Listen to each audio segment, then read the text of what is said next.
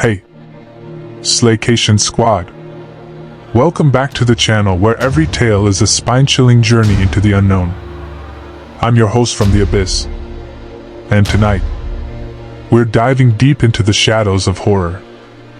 But before we embark on this hair-raising adventure, don't forget to subscribe and hit that bell so you never miss a scream. Seriously, you won't want to miss what we have in store for you tonight.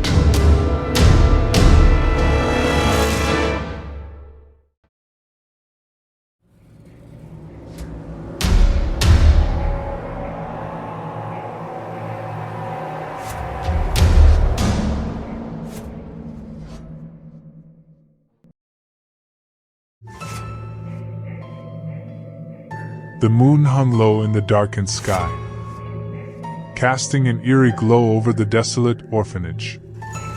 Shadows danced on the walls, their flickering movements bringing forth a sense of foreboding and unease.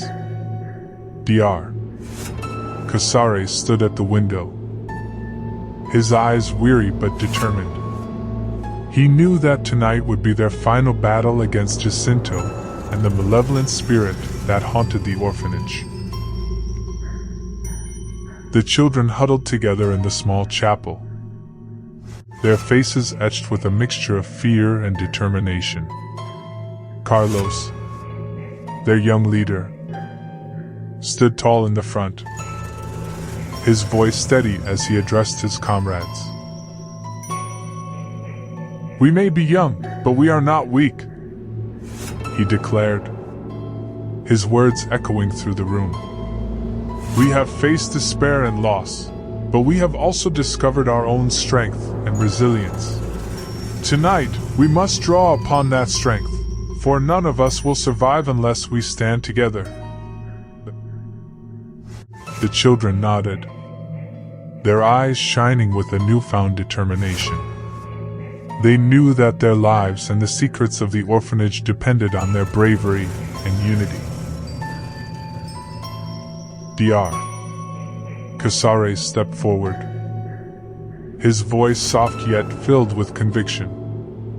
"My dear children," he began, his gaze moving from one face to another. "Tonight, we face an evil that has plagued us for far too long. But I believe in each and every one of you. I believe that together, we can overcome this darkness and find light once more." Carmen, a young girl with a haunted look in her eyes, stepped forward and spoke with a voice filled with the weight of her past. "I have seen fear, I have seen sorrow, but I have also seen hope and bravery in each of you. It is that hope that will guide us through this night." The children took a collective breath, their hearts pounding in unison. They formed a circle, holding hands tightly, drawing strength from the connection they shared. The room was filled with an electric energy, as if an invisible force were surging through their veins. As they ventured out into the darkened hallways of the orphanage, their footsteps were silent, their senses heightened. They moved as one, a seamless unit, their determination palpable. They reached the decrepit stairs that led to Jacinto's quarters, their hearts pounding with a mix of fear and anticipation. The door creaked open, revealing Jacinto, his face twisted with rage and desperation.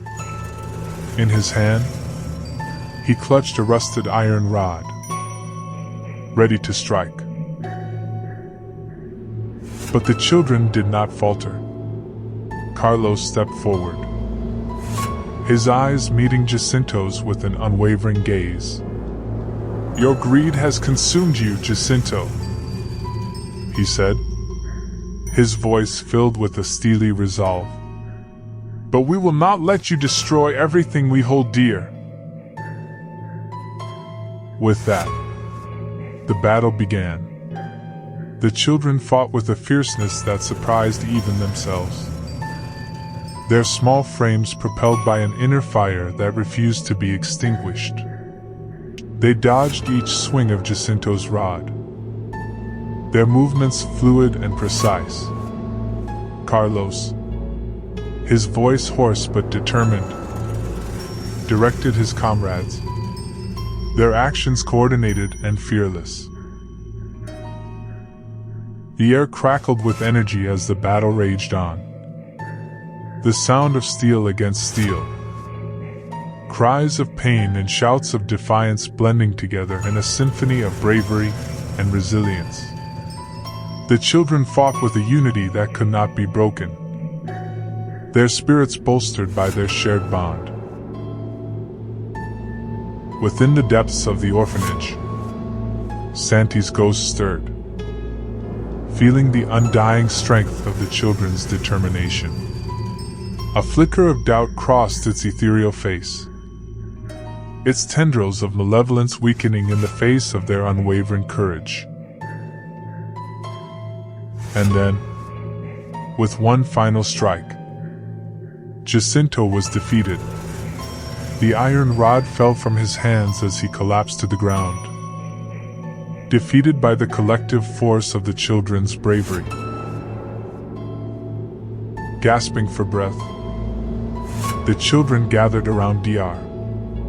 Casares, their faces flushed with exhaustion and triumph.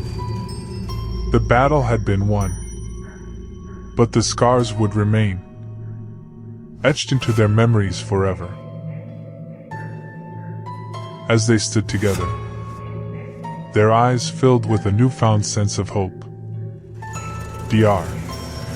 Casares spoke, his voice filled with pride. "You have shown me a strength that I never thought possible," he said, his words resonating with each child. "You have proven that even in the face of darkness, light will always prevail."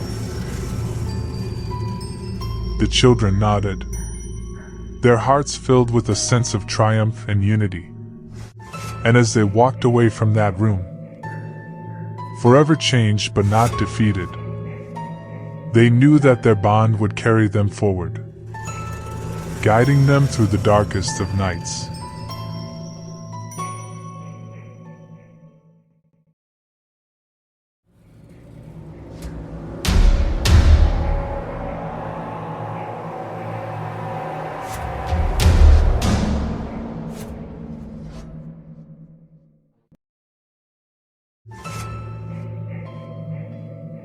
The moon, full and radiant, cast an ethereal glow upon the war-torn orphanage, its worn facade weathered by the atrocities of the Spanish Civil War.